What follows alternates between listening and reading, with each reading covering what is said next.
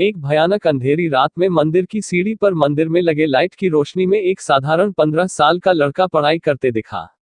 ठंडी के दिन थे। वो ठंड से कांप रहा था लेकिन पढ़ाई में खोया हुआ था। हफ्ते में 2 दिन मैं उस रास्ते से होकर गुजरता था। दिन में कभी वो नजर नहीं आता। मुझे काफी जिज्ञासा होती थी उसके बारे में जानने की।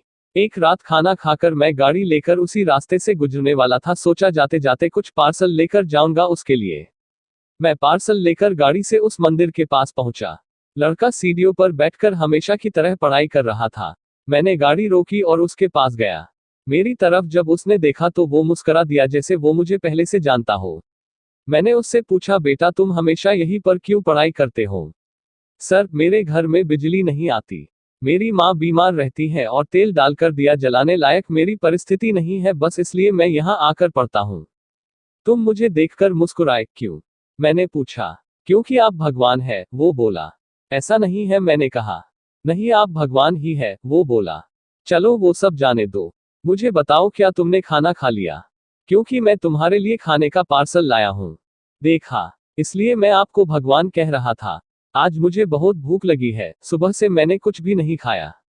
लेकिन मुझे इस बात की जरा भी चिंता नहीं थी। मैं जानता था वो भगवान जिसने मुझे भूख दी है वह मुझे भूखा पेट नहीं सुलाएगा, किसी ना किसी रूप में आकर मुझे खाना देगा। और आप खाना लेकर आ गए।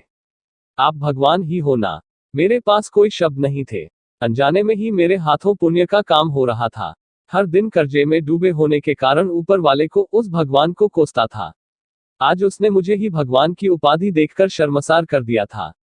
आधा खाना खाकर उसने आधा बचा लिया और मुझसे बोला कि सर आप 5 मिनट यही ठहरिए, मैं यह खाना मेरी माँ को देकर आता हूँ। मंदिर से कुछ दूर एक पुराने घर की तरफ जाते हुए मैं उसे देखता रहा। कुछ मिनटों बाद वह वापस लौटा। उसके हाथों में मुट्ठी भर फूल थे। उसने वो मेरे पैरों में रख दिए और बोला, माँ ने कहा है जिस भगवान ने हमारा पेट भरा है उसके चरणों में थोड़े फूल तो चढ़ाने ही चाहिए। मेरी आंखें बंद हो गई और उसमें अपने आप आंसू निकल आए। आंखें खोल के मैंने उसके पुराने घर के तरफ देखा। उस घर के सामने पड़े पत्थर में भी मुझे प्यारी सी मुस्कान दिखाई दे रही थी। उस लड़के की आंखों में मुझे साक्षात भगवान दिखाई दे रहा था। दोस्तों, कहते हैं कि भगवान सबकी मदद करते हैं, बस वह खुद सामने नहीं आते, किसी ना किसी के जरिए हम तक वह मदद पहुंचा देते हैं। बस जरूरत है तो उन पर विश्वास करने की।